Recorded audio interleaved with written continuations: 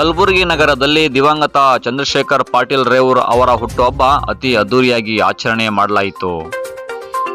ನಮಸ್ಕಾರ ವೀಕ್ಷಕರೇ, ನೀವು ನೋಡ್ತಾ ಇದ್ದೀರಾ ನಿಮ್ಮ ನೆಚ್ಚಿನ ಟಾರ್ಗೆಟ್ ಟ್ರೂತ್. ನಾನು ನಿಮ್ಮ MJ. ನಗರದಲ್ಲಿ ಇಂದು ಆದರ್ಶ್ ಫೌಂಡೇಶನ್ ವತಿಯಿಂದ ದಿವಂಗತ ಚಂದ್ರಶೇಖರ್ ಪಾಟೀಲ್ ರೇವೂರ್ ಅವರ ಹುಟ್ಟುಹಬ್ಬವನ್ನು ಅತಿ ವಿಜೃಂಭಣೆಯಿಂದ ಕುಟುಂಬ ಮತ್ತು ಅಭಿಮಾನಿಗಳಿಂದ ಹಾಗೂ ಪಕ್ಷದ ಕಾರ್ಯಕರ್ತರಿಂದ ಆಚರಿಸಲಾಯಿತು. ಹಾಗೂ ಕಲಬುರಗಿ ನಗರದ ಔಷಧ ಭವನದಲ್ಲಿ ಚಂದ್ರಶೇಖರ್ ಪಾಟೀಲ್ ರೇವೂರ್ ಅವರ ಪುತ್ಥಳಿ ಅನಾವರಣಗೊಳಿಸಿದ ನಂತರ ರಕ್ತದಾನ ಶಿಬಿರ ನಡೆಸಲಾಯಿತು. ಮೂರ್ತಿಯನ್ನ ಅನಾವರಣಗೊಳಿಸಿದ ಮಾಜಿ ಶಾಸಕರು ಶ್ರೀ ಮಾಲಿಕಯ್ಯ ಗುತ್ತೇದಾರ್, ಸಂಸತ್ತಿನ ಸದಸ್ಯರಾದ ಡಾಕ್ಟರ್ ಉಮೇಶ್ ಜಾಧವ್ ಕಲಬುರಗಿ, ಮಹಾನಗರ ಪಾಲಿಕೆಯ ಮಹಾಪೌರರಾದ ವಿಶಾಲ್ ದರ್ಗಿ, ಜಗದ್ಗುರು ಮಹಾಸ್ವಾಮಿಗಳು ಶಿವಾಚಾರ್ಯರು, ಶಶೀಲ್ ನಮೋಶಿ, JDS ಮುಖಂಡರು ಕೃಷ್ಣಾರೆಡ್ಡಿ ಮತ್ತಿತರರು ಉಪಸ್ಥಿತರಿದ್ದರು. ಇದು ಟಾರ್ಗೆಟ್ ಟ್ರೂತ್, ಎಂದೆಂದಿಗೂ ನಿಮ್ಮೊಂದಿಗೆ. ನಮಸ್ಕಾರ.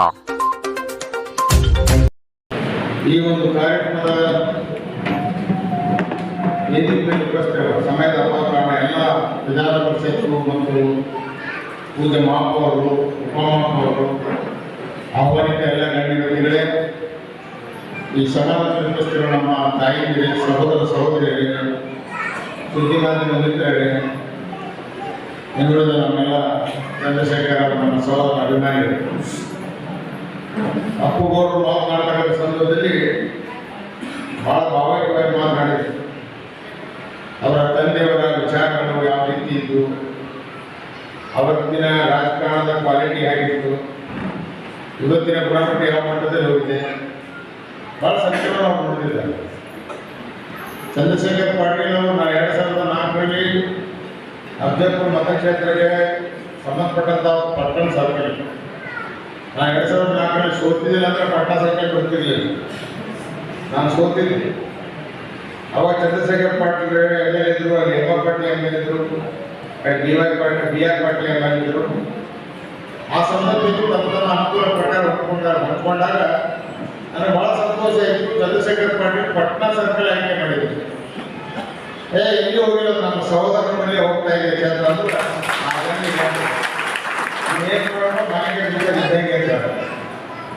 ಅಂದ್ರೆ ಅವರು ನಮ್ಮ ಒಡನಾಟ ಭಾಳ ಒಂದು ಸಹೋದರ ಒಡನಾಟ. ಅವರನ್ನೇ 67ನೇ ಜನ್ಮದಿನ ಮಾಡ್ತಾ ಇದ್ರು, ನನಗೆ 68, ಒಂದೇ ವರ್ಷ. ಆದರೆ ಜೊತೆಗೆ ನಮ್ಮ ಜೊತೆಲಿ ಅವರಿಲ್ಲ. ಇನ್ನೂ ನಮ್ಮ ಜೊತೆಗೆ ಅವರು ರಾಜಕಾರಣದಲ್ಲಿದ್ದು ಅನೇಕ ಜನಪರ ಕೆಲಸ ಮಾಡ್ತಕ್ಕಂಥ ಅವಕಾಶ ಇತ್ತು. ಮಂತ್ರಿಯಲ್ಲಿ ಕೂಡ ಅವ್ರಿಗೆ ಅನ್ಯಾಯ ಆಯಿತು.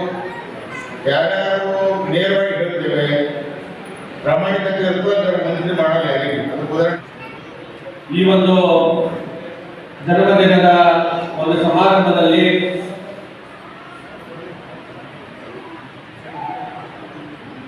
ಅವರ ಒಂದು ಹೆಸರಿನಿಂದ ಇರುವಂತಹ ಈ ಭವನದಲ್ಲಿ ಇಲ್ಲಿ ಒಂದು ಮೂರ್ತಿಯನ್ನು ಹಾಕಬೇಕು ಅಂತ ಹೇಳಿ ನಮ್ಮೆಲ್ಲ ಸಂಘದ ಸದಸ್ಯರು ನಾವೆಲ್ಲರೂ ಸೇರಿ ಚರ್ಚೆ ಮಾಡಿ ಒಂದು ಮೂರ್ತಿಯನ್ನ ಮಾಡೋಣ ಅಂತ ಹೇಳಿ ನಾವು ವಿಚಾರ ಮಾಡಿದೆವು. ಆದರೆ ನಮ್ಮ ಸಹೋದರ ಹಾಗೂ ಮಹಾಪೌರರಾದಂಥ ವಿಶಾಲ್ ದರ್ಗಿಯವರು ಅವರ ವೈಯಕ್ತಿಕವಾಗಿ, ಸರ್ಕಾರದಿಂದಲ್ಲ, ಅವರು ವೈಯಕ್ತಿಕವಾಗಿ ಇವತ್ತು ಒಂದು ಮೂರ್ತಿಯನ್ನ ನಮ್ಮ ಚಂದ್ರಶೇಖರ್ ಪಾಟೀಲ್ ರೇವೂರ್ ಅಭಿಮಾನಿ ಬಳಗಕ್ಕೆ ನಾನು ನೀಡಿದ್ದೇನೆ ಅಂತ ಮಾತನ್ನ ಹೇಳಿ ಅವರ ವೈಯಕ್ತಿಕವಾಗಿ ಆ ಮೂರ್ತಿಯನ್ನ ಇವತ್ತಿನ ದಿವಸ ಅವರು ಇಲ್ಲಿ ಕೊಟ್ಟಿರುವಂಥದ್ದು. ಪಾಟೀಲ್ ಅವರ ಅಭಿಮಾನಿ ಬಳಗದ ಮಿತ್ರರೇ, ಈ ಮೆಡಿಕಲ್ ಸ್ಕೂಲ್ ಅಸೋಸಿಯೇಷನ್ ಅಧ್ಯಕ್ಷ ಪ್ರಧಾನ ಕಾರ್ಯದರ್ಶಿಗಳು ಮತ್ತು ಬಂದಿದ್ದಾರೆ. ಚಂದ್ರಶೇಖರ್ ಪಾಟೀಲ್ ಅವರು ಸಾಮಾನ್ಯ ವ್ಯಕ್ತಿ ಅಲ್ಲ. ಅವರಲ್ಲೊಂದು ವಿಶೇಷತೆ ಏನಿತ್ತು ಅಂತಂದ್ರೆ, ಏನೇ ಕೆಲಸ ಮಾಡಿ ಅಷ್ಟೇ ಸೀರಿಯಸ್ನೆಸ್ ಇಂದ ಅವರು ಬಹಳ ಕಳಕಳಿ ವಹಿಸಿ ಅದರಲ್ಲಿ ಎಲ್ಲ ಜೀವನವನ್ನು ತುಂಬಿ ಕೆಲಸ ಮಾಡಿದಂಥವ್ರು. ಬಹುಶಃ ಬಹಳ ಹಿರಿಯರಿಗೆ ಗೊತ್ತಿರ್ಬೋದು, 74, 75ರಲ್ಲಿ ಅವರು ಆದರ್ಶ್ ಮೆಡಿಕಲ್ ಸ್ಟೋರ್ ಪ್ರಾರಂಭ ಮಾಡಿದ್ರು. ಅದೇ ಸಂದರ್ಭದಲ್ಲಿ ನಾನು ಕೂಡ ಬೋರ್ಗಡ್ ಎಸ್ ಕೂಡ ತದನಂತರ ನಾವು ಪ್ರಾರಂಭ ಮಾಡಿದ್ದೀವಿ. ಒಂದು ಮಾತ್ರ ಹೇಳಬೇಕಾದ್ರೆ ಅವರು ಒಬ್ಬ ಪಕ್ಕ ಬಿಸ್ನೆಸ್ ಮನ್. ನಾನು ಅದೇ ರೀತಿ ನಾನು ಮೊದಲು ಬಿಸ್ನೆಸ್ ಮನ್, ಆಮೇಲೆ ರಾಜಕಾರಣಿ. ಅಷ್ಟೇ ಸೀರಿಯಸ್ನಿಂದ ಅವರ ಅಂಗಡಿ ಮಾಡಬೇಕಾದ್ರೆ ಗುಲ್ಬರ್ಗದಲ್ಲಿ ನಂಬರ್ 1 ಅಷ್ಟೇ ಅಲ್ಲ, ಇಡೀ ಕಲ್ಯಾಣ ಕರ್ನಾಟಕ ಭಾಗದಲ್ಲಿ ಯಾವುದೇ ಅತ್ಯಂತ ಹೆಚ್ಚಿನ ವ್ಯಾಪಾರ ಮಾಡುವಂಥ ಒಂದು ಔಷಧಿ ಅಂಗಡಿ ಇತ್ತಂತಂದ್ರೆ ಅದು ಆದರ್ಶ ಮೆಡಿಕಲ್ ಸ್ಟೋರ್. ಮಾತಾಡಬೇಕು.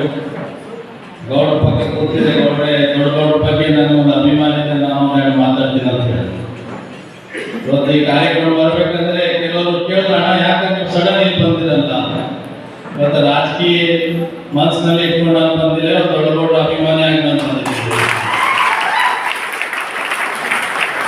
ಅದಕ್ಕೆ ಇವತ್ತು ದೊಡ್ಡ ಬಗ್ಗೆ ಹೇಳ್ಬೇಕಂದ್ರೆ ಈಗ ತಾನೇ ನಂಗೆ ಕುಂದಲ ಕುಮಾರನವ್ರು ಫೋನ್ ಬಂದಿತ್ತು, ಎಲ್ಲಿದ್ದೇವೆ ಸ್ವಲ್ಪ ಮಾತಾಡೋ ಅಂತಂದಾಗ ನಾನು ಅಂದೆ ಹಿಂಗೆ ಚಂದ್ರಶೇಖರ್ ಸಾಹೇಬ್ರದ್ದು ಇವತ್ತು 67ನೇ ಹುಟ್ಟುಹಬ್ಬ ಇದೆ ಅಣ್ಣ ಅಂದ್ರೆ, ಇಲ್ಲ ನಾನು ಅಪ್ಪಗೌಡರು ಮಾತಾಡ್ತೀನಿ ಫೋನ್ ಕೊಡು ಅಂತ ಹೇಳಿದ್ರು. ನಾನು ಈಗ ಫೋನ್ ಮಾಡಿದೆ ಅಣ್ಣಲ್ಲಿ, ಯಾರು ಬಂದಿದ್ರೆ ನಾನು ಕಾಲ್ ಮಾಡ್ತೀನಿ, ಇವತ್ತು ಅಪ್ಪಗೌಡರು ಮಾತಾಡ್ತೀನಿ ಅಂತ ಹೇಳಿದ್ರು.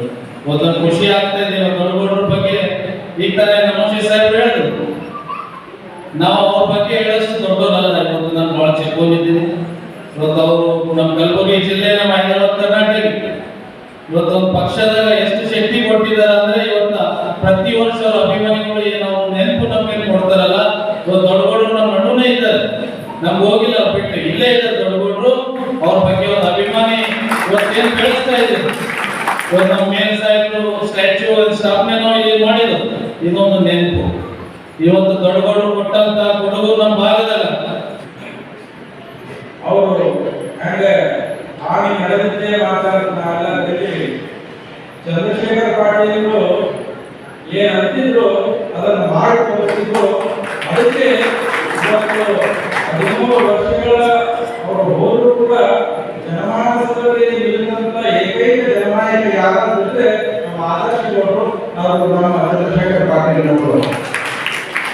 ಅಂತಹ ಚಂದ್ರಶೇಖರ್ ಪಾಟೀಲ್ ರೇವೂರವರ ಹುಟ್ಟು ಕೂಡ ಇಡೀ ದೇಶ ಆಚರಿಸ್ತದೆ, ಅವರ ಸಾವು ಕೂಡ ಇಡೀ ದೇಶ ಆಚರಿಸ್ತದೆ. ಯಾವ ರೂಪದಾಗ ಆಚರಿಸ್ತದೆ ಅಂದ್ರೆ, ಈಗಾಗಲೇ ಹೇಳಿದಲ್ಲ, ಈ ಭಾರತೀಯ ಜನತಾ ಪಾರ್ಟಿಗೆ ಒಂದು ಶಕ್ತಿಯನ್ನ ಕೊಟ್ಟಂತವ್ರು ಯಾರಾದ್ರೂ ಇದ್ರೆ ಚಂದ್ರಶೇಖರ್ ಪಾಟೀಲ್ ಅವರಂತ.